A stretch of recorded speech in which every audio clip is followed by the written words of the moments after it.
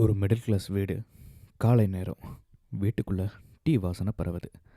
அப்பா வேலைக்கு கிளம்புறாரு. வீட்டுக்குள்ளே ஒரு மகன் இருக்கான். அவனுக்கு வேலைக்கு போகிற அவசரம் இல்லை. ஏன்னா அவன் மனசில் ஒரே ஒரு விஷயந்தான். நான் சினிமாவுக்கு ட்ரை பண்ண போகிறேன். அப்பாவுக்கு அந்த வார்த்தை பிடிக்கல. சினிமானா அவருக்கு கனவு கிடையாது. அது ஒரு ரிஸ்க்கு. அவருக்கு வாழ்க்கை நாளைக்கு ஓடணும். மகனுக்கு அப்பாவின் பயம் புரியலை. அவனுக்கு தோணுது ஒரு சான்ஸ் கிடச்சா எல்லாம் மாறிடும் அப்படின்னு.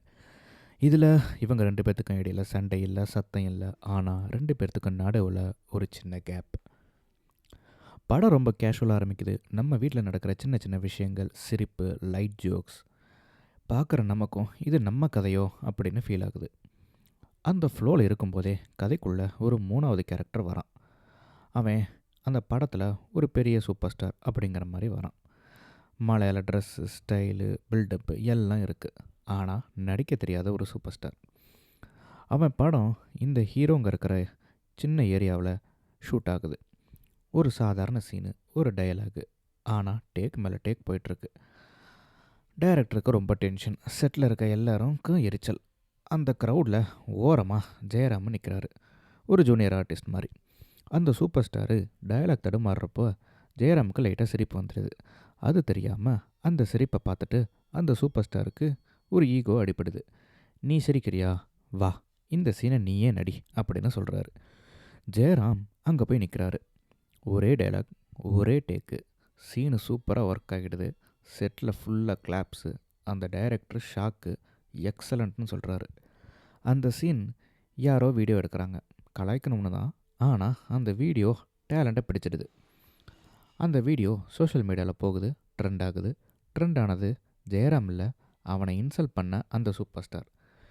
அதாவது அந்த சூப்பர் ஸ்டாரோட அப்பா ஒரு ப்ரொடியூசர். அவருக்கு இந்த கான்ட்ரவர்சினால் ரொம்ப பேனிக் ஆகிடுறாரு. அதனால் இந்த டேமேஜை கவர் பண்ணியே ஆகணும் அப்படின்னு முடிவு பண்ணி அந்த படத்தில் ஜெயராமுக்கு ஒரு ரோல் கொடுக்குறாங்க. அந்த ரோலையும் ஜெயராம் நல்லா பண்ணிடுறாரு. ரெஸ்பான்ஸும் சூப்பராக இருக்குது. அந்த ரெஸ்பான்ஸ் தான் அவருக்குள்ளே மறைஞ்சிருந்த அந்த கனவை கிளப்புது. நானும் சினிமாவுக்கு ட்ரை பண்ணலாமே அப்படின்னு அவருக்கு தோணுது. அதனால் அவர் பார்த்துட்ருக்க வேலையை விடுறாரு. அதாவது அவர் பார்த்துட்ருக்க அந்த மெடிக்கல் ரெப் ஜாப்பை விடுறாரு. ஆடிஷனுக்கு மேலே ஆடிஷனுக்கு போயிட்டே இருக்கார். அதே நேரம் மகன் காளிதாஸும் சினிமா தான் லட்சியம். ஆனால் 2 பேர்த்துக்குமே சான்ஸே கிடைக்கல. வீட்டுக்கு வர வருமானம் நின்றுது. வீடு மெதுவாக டல் ஆகுது. அப்பா யோசிக்கிறாரு, பையனை கெனடா அனுப்பிடலாமா அப்படின்னு. அவன் செட்டில் ஆகட்டும். அதே நேரம் ஒரு ஃப்ரெண்டு பெங்களூரில் உனக்கு ஒரு ஜாப் ஃபிக்ஸ் பண்ணியிருக்கேன் அப்படின்னு ஜெயராம் கிட்ட சொல்கிறாரு. இந்த குடும்ப சூழ்நிலையில் யாரோ ஒருத்தர் வேலைக்கு போயே ஆகணும். அப்பா மகன் 2 பேரும் ஒரு டீல் போடுறாங்க. சினிமாவில் யாருக்கு ஃபஸ்ட்டு சான்ஸ் கிடைக்குதோ அவங்க சினிமாவில் ஸ்டே பண்ணலாம். இன்னொருத்தங்க பெங்களூரோ இல்லை கனடாவோ அங்கே போயிடணும். ஒரு நாள் காளிதாஸுக்கு ஒரு கால் வருது. ஒரு படத்தில் ஒரு சான்ஸ் கிடைக்குது. அதை அவன் வீட்டில் அவங்க அம்மா கிட்ட சொன்னோன்னே வீட்டில் ரொம்ப சந்தோஷம், ஒரே கூட்டம் கும்மாளமாக இருக்குது. ஆனால் ட்விஸ்ட் என்னென்னா, அந்த ரோல் கன்ஃபார்ம் ஆகணும்னா ஒரு அமௌண்ட்டு கட்டணும். அந்த பணம் இவங்கக்கிட்ட இல்லை. மறுபடியும் அவனோட கனவு உடையுது. அடுத்து அவனுக்கு ஒரு கால் வருது. அதே சூப்பர் ஸ்டாரோட படம் செலக்டர்னு சொல்கிறாங்க. காளிதாஸ் சந்தோஷப்படுறான். ஆனால் செலக்ட் ஆனது அவன் கிடையாது, ஜெயராம். ஹீரோயினோட அப்பாவோட ரோலுக்கு அவர் செலக்ட் பண்ணப்படுறாரு. ஆனால் அந்த நேரத்தில் அவரோட ஃபோன் சுவிட்ச் ஆஃபில் இருக்குது. அதனால் ப்ரொடக்ஷன் கம்பெனி கன்ஃபியூஷனில் காளிதாஸை கால் பண்ணுறாங்க. இந்த விஷயம் சூப்பர் ஸ்டாருக்கு தெரிஞ்சதும் அவன் ஈகோ வேலை செய்யுது. ஜெயராமுக்கு சான்ஸ் கிடைக்கவே கூடாது அப்படின்னு அவன் நினைக்கிறான். அதனால் காளிதாஸை கூப்பிட்டு ஒரு டீல் வைக்கிறான். நீ இந்த படத்தில் இரு, உன் அப்பாவை வெளியே வை. ஆனால் இந்த விஷயம் உன் அப்பா கிட்ட நீ சொல்லக்கூடாது அப்படின்னு அவர் சொல்கிறாரு. ஆனால் காளிதாஸுக்கு அதை ஏற்றுக்கவே முடியல. அப்பா ரொம்ப கஷ்டப்படுறாரு. ஆனால் ரொம்ப நாள் ட்ரை பண்ணியும் கிடைக்காத ஆசை. இந்த 2 விஷயமும் அவன் மைண்டுக்குள்ளே ஓடுது.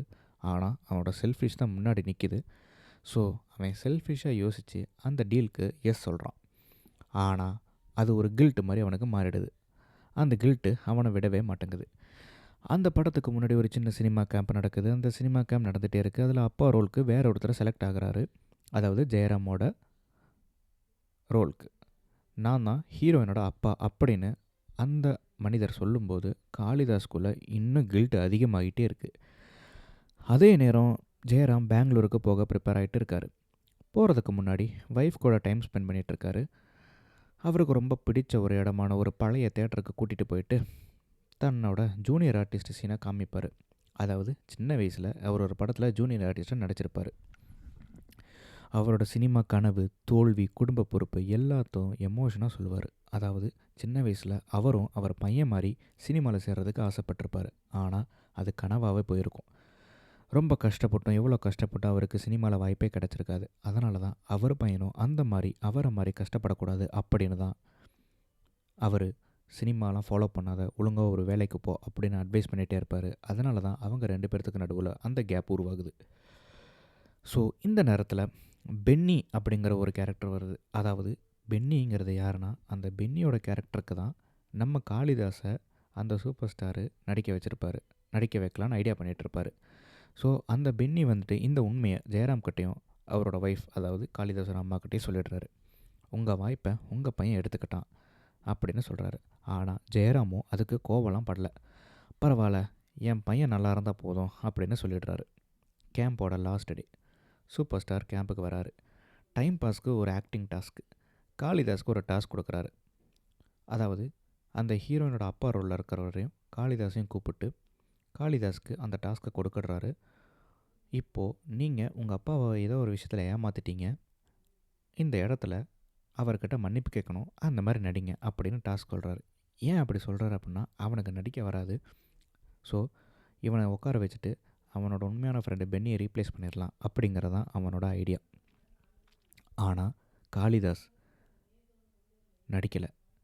என்ன பண்ணுறான்னா, அவன் மனசார அந்த பெரிய மனுஷரை அவனோட உண்மையான அப்பா ஜெயராமா நினச்சி காலில் விழுந்து மன்னிப்பு கேட்டு ஒரு பெர்ஃபார்மன்ஸ் பண்ணுறான். அந்த பெர்ஃபார்மன்ஸ் அசத்தலாக இருக்குது. எல்லோரும் பாராட்டுறாங்க, ஃபுல்லாக கிளாப்ஸ் பண்ணுறாங்க அந்த சூப்பர் ஸ்டாரை தவிர. இந்த இடத்துல என்ன ஆகுதுன்னா, தான் பையனை பார்க்குறதுக்காக ஜெயராமும் அவரோட ஒய்ஃபும் அந்த கேம்புக்கு வந்திருக்காங்க. அவங்களும் அந்த சீனை பார்த்துட்றாங்க. தான் பையன் திருந்திட்டான் அப்படின்னு இவங்களும் சந்தோஷப்படுறாங்க. இந்த மாதிரி ஒரு விஷயம் பண்ணி இந்த படத்தில் நான் நடிக்கலை அப்படின்னு சொல்லிட்டு சூப்பர் ஸ்டார்கிட்ட எதிர்த்து பேசிட்டு இவங்க கிளம்பிடுவாங்க. ஜெயராம், அவனோட பையன், அவரோட மனைவி 3 பேரும் ஒரு பஸ்ஸில் அவங்க சொந்த ஊருக்கே திரும்பி வராங்க. இப்போது இங்கே படம் முடியலை. இவங்களுக்கு ஃப்யூச்சர் என்ன தான் ஆச்சு அப்படின்னு யோசித்தோம்னா, இந்த படத்தோட நடுவில் ஒரு அசிஸ்டன்ட் டைரக்டர் ரோல் வரும். அதாவது அந்த ரோலில் தான் இஷானி கிருஷ்ணா அப்படின்னு ஒருத்தவங்க நடிச்சிருப்பாங்க. இவங்க 2 பேர்த்தோட லைஃப்பை ஒரு கதையாக ரெடி பண்ணிவிட்டு ஒரு ப்ரொடியூசர்கிட்ட சொல்லியிருப்பாங்க. ஆனால் இவங்க கதை தான் முடியலல்ல, அதனால் அது பாதியிலே இருக்கும். அதனால் ப்ரொடியூசர் என்ன சொல்லியிருப்பாருன்னா, ஃபுல் கதையை ரெடி பண்ணிவிட்டு வாங்க, கண்டிப்பாக பண்ணலாம் அப்படின்னு சொல்லியிருப்பாங்க. இப்போது இவங்க கதை முடிஞ்சிருச்சுல்ல, இந்த கதையை கொண்டு போய் அவங்க ப்ரொடியூசர்கிட்ட காமிப்பாங்க. ப்ரொடியூசரை ஓகே சொல்கிறாரு. ஸோ இதிலிருந்து நம்ம என்ன தெரிஞ்சுக்கலான்னா, அந்த கதையில் இவங்க 2 பேர்த்தையும் தான் இஷானி கிருஷ்ணா நடிக்க வைக்க போகிறாங்க. இந்த மாதிரி ஒரு நல்ல விதத்தில் இந்த படம் முடியுது. ஸோ இந்த படம் ஒரு நல்ல ஃபீல் குட் படமாக தான் இருந்தது. ஃபர்ஸ்ட் ஹாஃப் சுத்தமாக போர் அடிக்கல, நல்லா போச்சு. செகண்ட் ஹாஃபில் கொஞ்சம் லேக் இருந்தாலும் கண்டிப்பாக தியேட்டரில் போய் கண்டிப்பாக நம்ம பார்க்கலாம். இந்த வீடியோ உங்களுக்கு பிடிச்சிருந்ததுன்னா please like, share and subscribe.